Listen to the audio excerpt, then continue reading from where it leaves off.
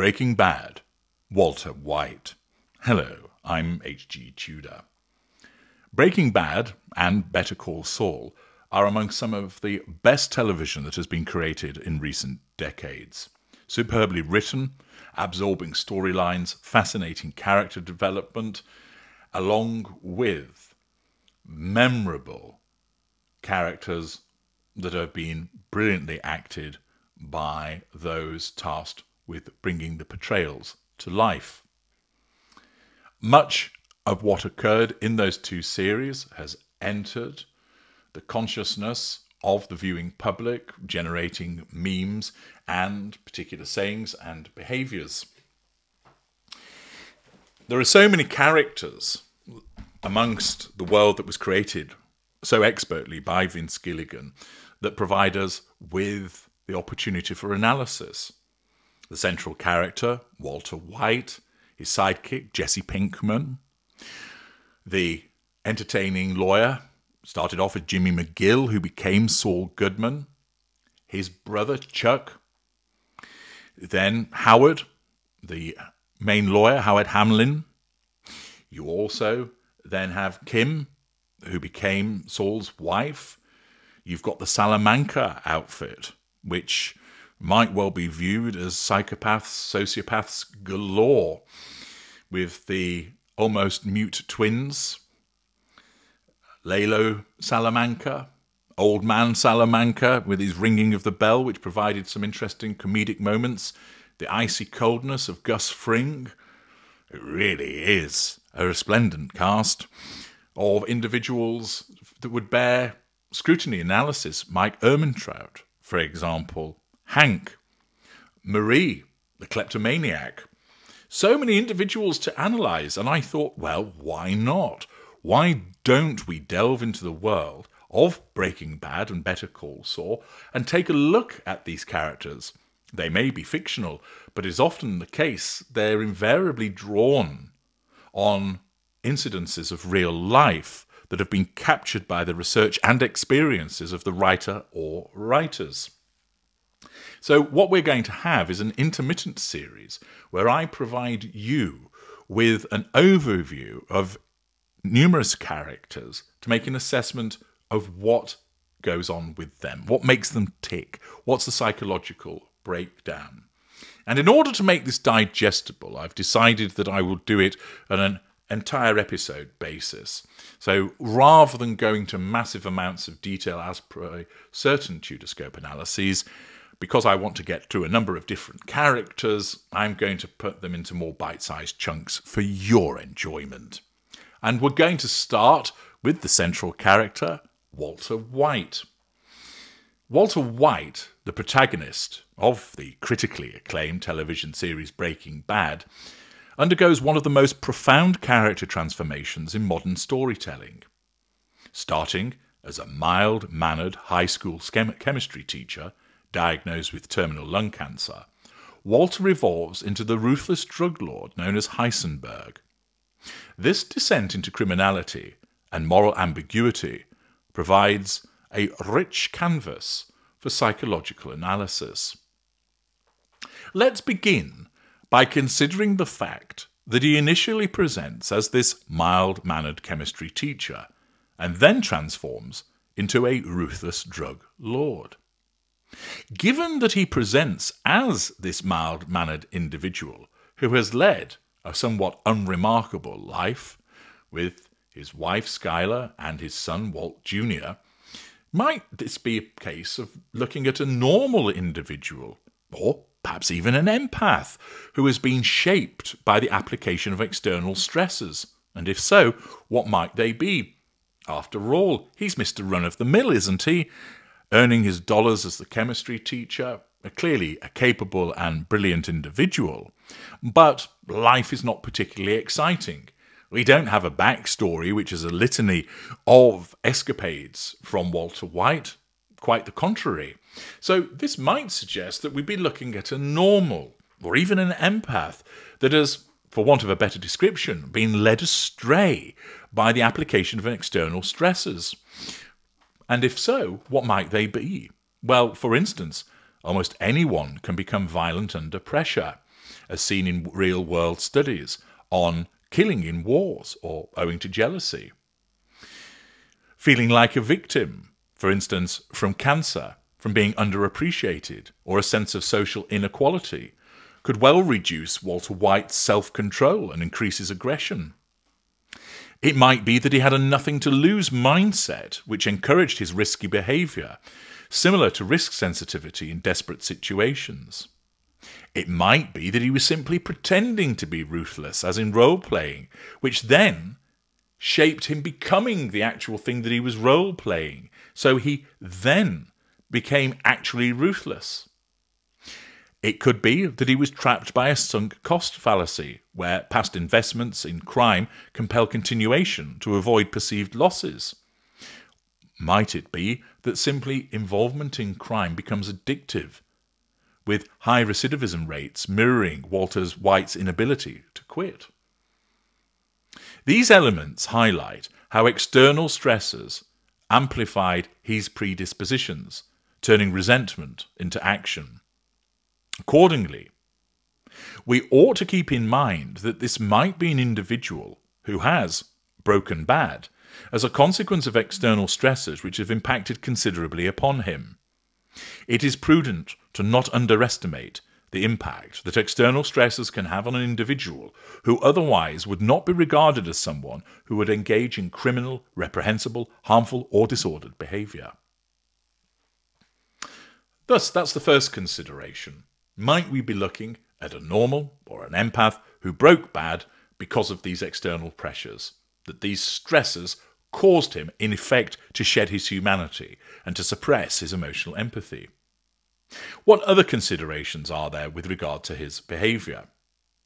Well, over the series' 5 seasons, we see Walter's ego, moral flexibility, and need for control spiral, leading to devastating consequences for himself and those around him. And naturally, that presents the possibility that we're looking at a narcissist. Walter White's behaviour aligns closely with narcissistic personality disorder, particularly with regard to his inflated sense of self-importance and entitlement. As you know, one of the core criteria to be a narcissist is a grandiose sense of self, where individuals exaggerate achievements and expect recognition as superior without necessarily commensurate accomplishments. Early in the series, Walter's frustration stems from his belief that his intellectual brilliance as a chemist has been undervalued. In the first season, in episode 1, he reflects on his past contributions to grey matter technologies, a company he co-founded with Elliot Schwartz, which became a billion-dollar enterprise after he sold his shares for a pittance. Walter harbours resentment, viewing this as a theft of his genius. This grandiosity surfaces when he tells his wife Skylar in Season 5, Episode 14, "I am the one who knocks," asserting his dominance in the criminal world. This isn't mere bravado on the part of Walter White. It's a declaration of his perceived superiority, where he positions himself as an untouchable force, far above ordinary criminals or law enforcement. Another hallmark is the necessity for attention, whether it's excessive admiration, disapproval, hatred, but love me, hate me, but never ignore me. Walter White craves validation, and he invariably manipulates situations to receive it. In episode 9 of season 2, 4 Days Out, while stranded in the desert with Jesse Pinkman, his former student and meth-cooking partner, Walter reveals his cancer diagnosis, but does so not out of vulnerability, but to elicit sympathy and awe for his endurance, in other words, fuel. Jesse's admiration for Walter's chemical expertise fuels this. Walter frequently belittles Jesse's contributions, insisting on his own superior methods, as seen when he corrects Jesse's cooking techniques in Season 1, Episode 2. This dynamic peaks in Season 3, Episode 7, where Walter's ego drives him to rehire Jesse despite risks, simply because Jesse's presence affirms Walter's role as the mastermind. Without an audience to admire his empire, White's actions lose meaning, underscoring his narcissistic void. Lack of emotional empathy is perhaps Walter White's most evident trait. As you know, narcissists exploit others without guilt, without remorse, viewing them as an extension of themselves, there to satisfy the needs of the narcissist. White's treatment of his family exemplifies this. In Season 4, Episode 10, he poisons Brock, the young son of Jesse's girlfriend, Andrea, to manipulate Jesse into turning against Gus Fring, their drug boss. Walter shows no remorse for endangering a child, rationalizing it as necessary for his survival and dominance. Similarly, his interactions with Skylar reveal empathy deficits. In Season 5, Episode 4, he buys extravagant cars for himself and his son Walt Jr., ignoring Skylar's pleas about the family's safety, dismissing her fears as overreactions. This exploitation extends to his brother-in-law, Hank Schrader, a DEA agent. In Season 5, Episode 9, when Hank confronts Walter about his Heisenberg identity, Walter responds with a chilling threat: tread lightly. Rather than exhibiting emotional empathy for Hank's shock, Walter sees Hank as an obstacle to his self-image. Walter's fantasies of unlimited success and power, his magical thinking, further align with narcissism. He builds an empire, not just for money, but for legacy.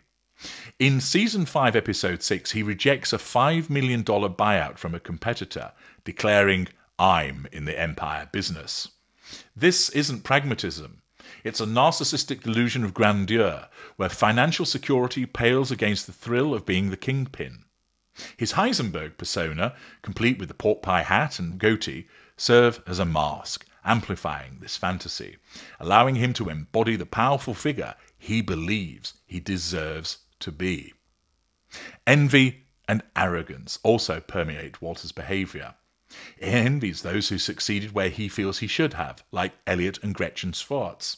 In Season 2, Episode 6, he crashes their party, showing a lack of boundary recognition, and confronts them about grey matter, his arrogance shining through as he implies their success is owed to him, sense of entitlement. This envy fuels his criminal ascent, as meth production becomes a way to prove his worth. Arrogance is evident in his interactions with Gus Fring. In Season 3, Episode 13, Full Measure, Walter orchestrates Gus's near downfall, believing himself intellectually superior, despite the fact that Gus Fring already has an established empire. His grandiosity often leads to interpersonal conflicts, isolating him further, as seen when Jesse abandons him in Season 5, Episode 12, tired of being manipulated. He has a grandiose sense of self-importance, demanding recognition as Heisenberg in the criminal world. He's somebody who believes that he's uniquely special, associating only with those he deems worthy, and viewing his methamphetamine as superior. He requires excessive admiration and validation, such as expecting grand celebrations for his achievements. He shows entitlement, dismissing other people's input into decision-making. He's exploitative, manipulating his partner Jesse Pinkham through emotional appeals. He ignores Jesse's emotional struggles, focusing on business, showing an absence of emotional empathy. He displays arrogant attitudes, showing no fear in dangerous situations, owing to overconfidence. It's quite clear, to my mind, that rather than this be an individual who was a normal or an empath, whose emotional empathy has been eroded by external stresses, but the occurrence of his diagnosis with lung cancer simply results in these latent narcissistic behaviors coming to the fore, and he ticks all of the boxes to be identified as a narcissist. He demonstrates a massive sense of entitlement, an absence of emotional empathy. He shows a lack of accountability for his behaviours. He is grandiose and haughty. He exhibits magical thinking. He is hugely manipulative. He doesn't recognise boundaries and shows so many aspects of the narcissistic dynamic. The strength of this evidence, to my mind, takes him well away from any suggestion that these are external stresses that have caused him to break bad, and simply a case that this was a man that was always waiting to break bad, and that his narcissism came to the fore as a consequence of the cancer diagnosis. But it's worth considering Is there more at play just beside his clear narcissism? He also exhibits indicators of antisocial personality disorder, marked by a pervasive disregard for societal norms and others' rights. A key criterion is repeated unlawful behaviour, which Walter embraces post-diagnosis. This starts with meth production in Season 1 and escalates to murder, bombing and extortion.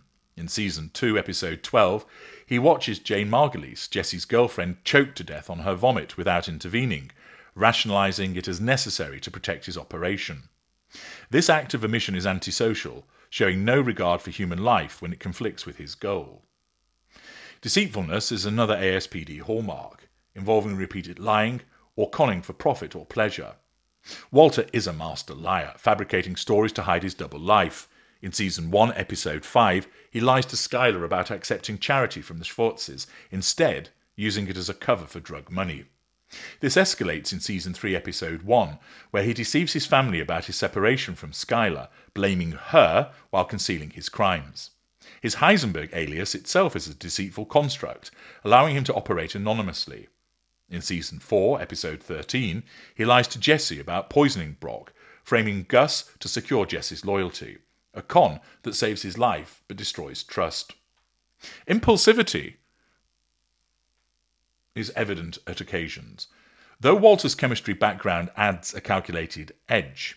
In Season 1, Episode 3, he impulsively dissolves a body in hydrofluoric acid, leading to a messy cleanup when the acid eats through the bathtub. This recklessness peaks in Season 5, Episode 1, where he uses a massive magnet to destroy evidence in a police locker, a high-risk plan with little foresight for consequences. His impulsivity often stems from rage, as in Season 3, Episode 3, when he assaults Saul Goodman for suggesting he divorce Skylar. There's irritability and aggressiveness which often result in physical assaults, which align with ASPD. Walter's aggression manifests in outbursts like punching a paper towel dispenser in Season 2, Episode 9, upon learning his cancer is in remission, ironically raging against good news because it threatens his justification for his criminal activity. More violently, in Season 4, Episode 11, he laughs manically after learning of financial ruin, then confronts Ted Beneke aggressively, leading to Ted's accidental injury. His shootout with Jack's gang in Season 5, Episode 16 showcases this aggression, where he mows down enemies without hesitation. Reckless disregard for safety is recurrent. Walter endangers his family repeatedly. In Season 5, Episode 8, his meth empire draws threats from rivals, yet he continues, ignoring Skylar's terror. He exposes Jesse to danger, as in Season 2, Episode 2, when they're kidnapped by Tuco Salamanca, owing to Walter's dealings. Lack of remorse is stark. After killing Crazy 8 in Season 1, Episode 3, Walter rationalizes it as self-defense, showing no guilt. In Season 5, Episode 14, he admits to Skylar that his crimes were for his ego, not family, yet feels no true remorse, only self-pity. ASPD often involves early conduct issues, which we don't actually get to see with Walter White. His pre-series life appears law-abiding, suggesting his disorder emerges, or perhaps intensifies, post-diagnosis. There are hints of lifelong patterns, for instance, his abrupt departure from grey matter, which might have been as a consequence of interpersonal conflicts. These ASPD traits certainly enable the grandiosity of his narcissism, allowing him to violate norms without internal conflict. To my mind, given that we understand that his pre-diagnosis life was lawful, I would take the view that we're looking at somebody that is clearly a narcissist who has ASPD traits, as opposed to being full-blown ASPD. Therefore, that we would see him as having psychopathic traits alongside being a narcissist. But I think it doesn't quite end there. One aspect that was also applicable is the fact that whilst he exhibits a need for control, which is part of his narcissism because it's one of the prime aims, there is an aspect of perfectionism about Walter White. And although he doesn't fully meet the diagnostic criteria for impulsive-compulsive disorder, the obsessions that he has revolving around purity, control and legacy may link to OCD. They do appear, however, to be ego-driven rather than anxiety-based. One potential obsession is his fixation on chemical purity. In Season 1, Episode 4, Walter insists on producing 99.1% pure meth, obsessing over the blue colour as a signature of excellence. This isn't just the narcissistic trait of pride. It's a compulsive drive, as seen when he rejects lesser methods in Season 3, Episode 5, forcing Gus Fring to accommodate his standards. This does, though, however, lack the irrational fear typical of OCD, and it's more a narcissistic insistence on superiority. Compulsive behaviours manifest in his meticulous planning. In Season 2, Episode 10, Walter compulsively repairs his home's rot, symbolising his need to control chaos among his crumbling life.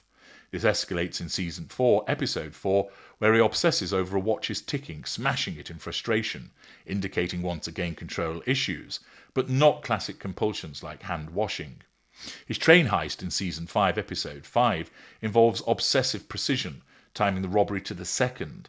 But again, I see this as more strategic, not ritualistic.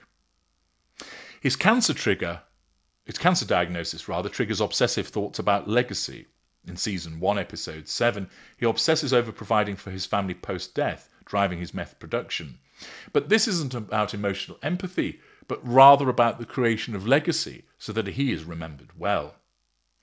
This evolves into an obsession with empire building, as in Season 5, Episode 7, where he demands underlings chant Heisenberg, compulsively reinforcing his identity. Again, this doesn't fit with the distress that's often felt with OCD. In fact, White derives pleasure from these responses. It's often the case that OCD sufferers recognise their compulsions as excessive, but White rationalises his as necessary genius, part of his narcissism. In Season 3, Episode 10, he obsesses over a contaminating fly in the lab, chasing it compulsively for hours, symbolising his fear of imperfection. This episode comes closest to OCD, with the fly representing intrusive thoughts about failure.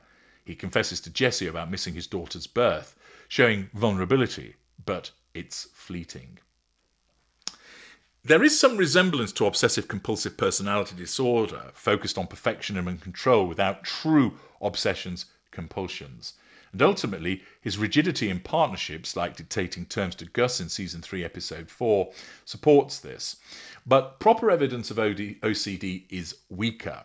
His behaviours serve antisocial and narcissistic ends, rather than the alleviation of anxiety. Accordingly, the compelling character of Walter White, in my analysis, based upon having watched the series and considering all of the various points of evidence, more besides what I've explained there, but I didn't want to repeat certain points, is the conclusion of he is a narcissist, demonstrating psychopathic traits. I'm H.G. Tudor. Thank you for listening.